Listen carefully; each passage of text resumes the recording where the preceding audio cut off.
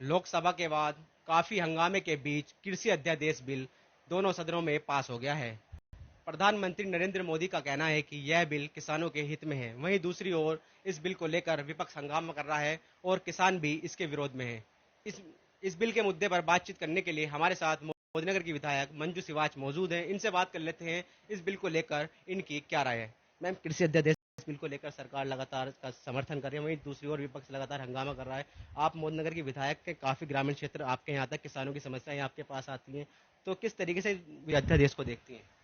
मैं आदरणीय मोदी जी को और तोमर जी को बहुत बहुत धन्यवाद देती हूँ कि इस तरह का जो अध्यादेश आया किसानों के हित में है।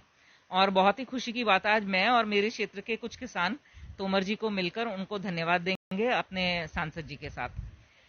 दरअसल हर चीज को हमें राजनीति के नजरिए से या चश्मे से नहीं देखना चाहिए। चाहे हम स्वामीनाथन रिपोर्ट कहें, चाहे हम और पुरानी जो कृषि से संबंधित और किसानों की हालत में सुधार की बात कहें, चाहे हम मोदी जी की ये बात कहें कि हमारे किसानों की कैसे इनकम डबल होगी। देखिए, आदरणीय मोदी जी ने कहा कि आप अब अपनी उपज को कहीं भी आप बेच सकते हैं ऑल ओवर इंडिया। और आने वाले समय में देखिए, एक क्लिक पे आप कहीं की भी मंडी का रेट या कहीं भी किस जगह क्या लोकल रेट चल रहे हैं वो आप पता कर सकते हैं। और अगर मेरा किसान इतना सक्षम है, मैं ये चाहती हूँ कि मेरे 10 किसान मिलके और एक ट्रक गेहूं भर के वो किसी दूसरे राज्य में भेजना चाहते हैं, तो बड़ी खुशी की बात है, भेजें।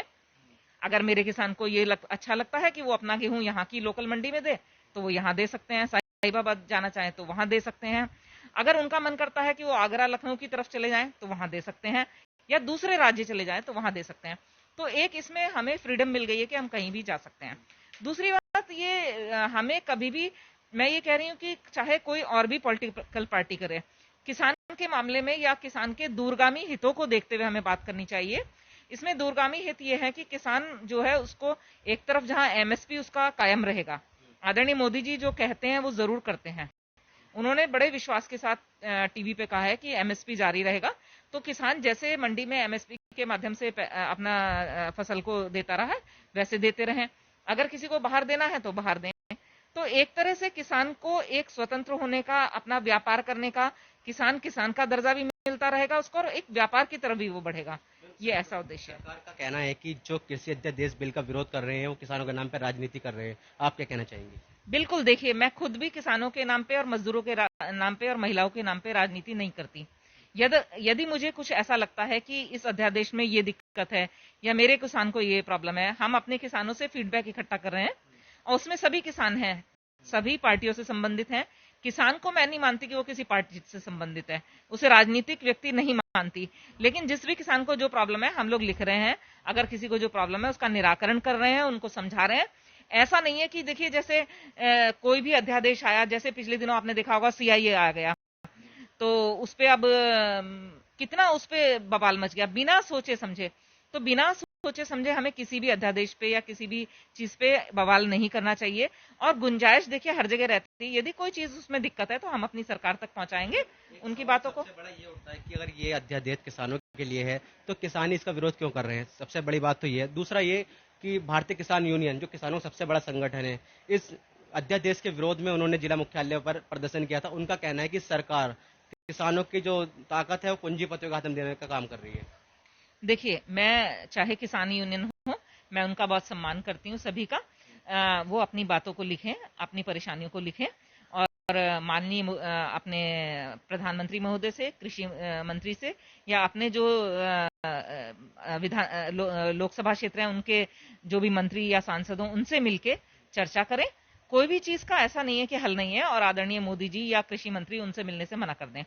चाहे वो मेरे माध्यम से भी, अगर मेरे यहाँ के कुछ किसान ग्रुप मिलना चाहें, अपनी बातों को रखना चाहें, तो मैं उनके लिए सहर्ष से तैयार हूं। और मैं अभी फोन पे भी और वैसे भी जब मैं मिल रही हूँ किसानों से, मैं उनका फीडबैक ले रही हूँ। कुछ और लोगों को भी मैंने लगाया कि भाई इनको प्रॉब्लम क्या है। एक ये होता है, देखिए, एक हवा उड़ गई कि नहीं ये तो खराब है, नहीं ये तो खराब है। तो क्या खराब है, पता नहीं क्या खराब है, बस ये खराब है।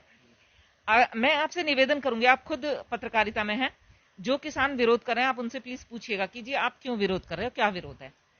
तो सरकार मंडियां समाप्त करने का जो काम कर रही है, पूंजीपतियों के हाथों में किसानों की ताकत देने का काम कर रही है, एमएसपी खत्म करने वाली है, और इससे भ्रष्टाचार बढ़ेगा, किसानों का शोषण होगा, तमाम तरीके की बातें मैंने सुनी है ग्राउंड जीरो पर। नहीं, देखिए, ऐसा है, ये चीजें सब जो हैं किसानों के अच्छे के लिए करी जा रही हैं, किसानों को आगे बढ़ाने के लिए करी जा रही हैं। ये किसानों इसका ये नुकसान होगा, बहुत सारे इफ एंड बट लगा दिए जाते हैं और किसानों को डरा दिया जाता है। किसान सीधा सच्चा इंसान होता है, उसको ये लगता है कि मेरी थोड़ी सी तो जमीन है, कहीं ऐसे ना हो जाए वैसे ना हो जाए। अगर हम झूठी बात को भी बार बार 10 बार बोलते रहेंगे कि नहीं ये तो ऐसा ऐसा है, तो एक बार को विश्वास होने लगता है। तो किसान के साथ हमेशा ऐसा ही होता है। किसानों के हित में। बिल्कुल किसानों के हित में है, और अगर इसमें कोई किसानों को कोई कंफ्यूजन है, किसी किसानों के ग्रुप को कंफ्यूजन है, आए बात करें, हम लोग पूरी कोशिश करेंगे उनकी बातों को ऊपर तक ले जाएं। तो ये थी हमारे साथ मोदीनगर विधायक डॉक्टर मंजू सिवाज, जिन्होंने कृषि अध्यादेश बिल को किसानों के हित में बताया। उनका कहना है कि अगर किसानों को कोई समस्या है, जो मोदीनगर क्षेत्र से जुड़े किसान हैं, वो इनसे आकर इस मामले को लेकर कभी भी उनसे बात कर सकते हैं। वसीम अहमद, ईटीवी भारत, मोदीनगर, गाजियाबाद।